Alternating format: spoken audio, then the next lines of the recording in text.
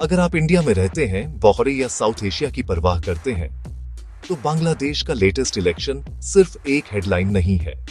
यह एक ऐसा मैप है जो ट्रेड रूट्स को फिर से बनाता है, सिक्योरिटी प्रायोरिटीज को फिर से बनाता है और चाइना के साथ बैलेंस को फिर से बनाता है।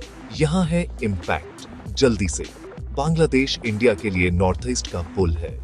Chattogram port, Mongla port, river roots जो लॉजिस्टिक्स में दिन कम करते हैं, पावर, डीजल और फाइबर लाइंस जो सेवन सिस्टर्स को कनेक्टेड रखते हैं।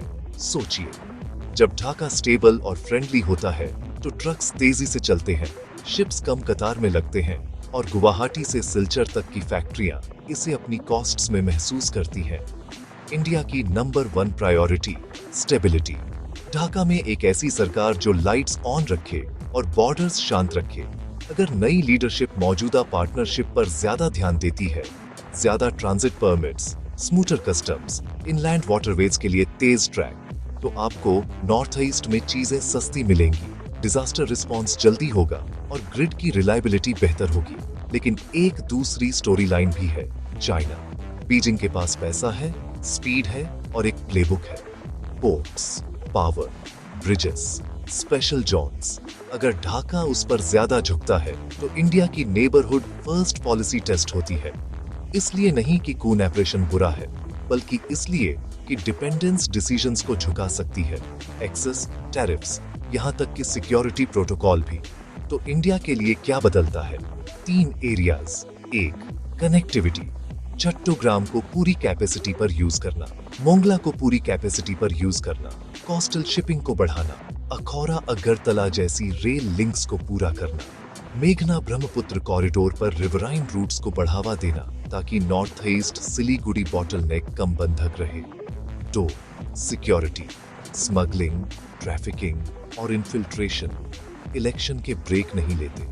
बॉर्डर पर टाइटर टेक की उम्मीद करें।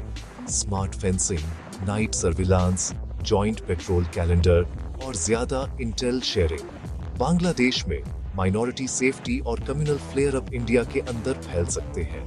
यहाँ शांत लगातार डिप्लोमेसी मायने रखती है। 3, इकोनॉमिक्स।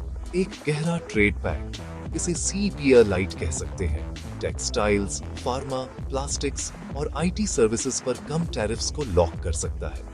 इंडिया पोर्ट्स, एनर्जी और ब्रिजेस के लिए कंसेशनल फाइनेंस दे सकता है बिना डेट ट्रैप्स के। लंबे टेनर्स, लोकल जॉब्स और ट्रांसपेरेंट टेंडर्स बांग्लादेश को बढ़ने में मदद करें और इंडिया की सप्लाई चेन्स छोटी और सेफ हो जाती है। पानी है वाइल्ड कार्ड। तीसरा डील बहुत पहले की है। एक प्रैक्टिकल सीजनल शेयरिंग फॉर्मूला और basin level projects, embankments, dredging, flood early warning जल्दी से ट्रस्ट बनाएगा। क्या होगा अगर ढाका हेज करता है, दिल्ली और बीजिंग को बैलेंस करता है? ईमानदारी से कहूं तो यह शायद ही होगा। इंडिया के लिए कदम यह नहीं है कि हेडलाइन फॉर हेडलाइन कंपटीशन करे, बल्कि भरोसेमंद पार्टनर बने। कम देरी, प्रिडिक्टेबल फाइनेंसिंग और सब कुछ ट्रेनिंग, मेंटेनेंस और बांग्लादेशी प्रोड्यूसर्स के लिए इंडिया की बड़ी डिमांड में मार्केट एक्सेस के साथ दिया जाए। रिस्क, बांग्लादेश में डोमेस्टिक उथल पुथल, बॉर्डर के दोनों तरफ गलत जानकारी और कोई भी मंदी जो रिजर्व्स को निचोड़ती है, ये प्रोजेक्ट्स को धीमा कर सकते हैं और माइग्रेशन प्रेशर बढ़ा सकते हैं। इसलिए बिजनेस, यूनिवर्सिटीज और लोकल गवर्नमेंट्स के साथ लगातार जुड़ाव, सिर्फ हाई लेवल विजिट्स नहीं, इस साल मायने रखेगा। बॉटम लाइन, एक स्टेबल, सॉवरेन, तेजी से बढ़ता बांग्लादेश इंडिया के वॉलेट्स, सड़कों और मन की शांति के लिए अच्छा है। अगर यह इलेक्शन कंटिन्यूटी लाता है तो कनेक्टिविटी बूम की उम्मीद करे। अगर यह झुकता है तो इंडिया एडजस्ट करता है, चुपचाप, जल्दी से और कई लीवर्स के साथ। क्या इंडिया को अपनी पॉलिसी बदलनी चाहिए? मैं कहूंगा ट्रस्ट पर ज्यादा ध्यान दें, टाइम पर डिलीवर करें और रियल अल्टरनेटिव्स के साथ रिस्क कम करें।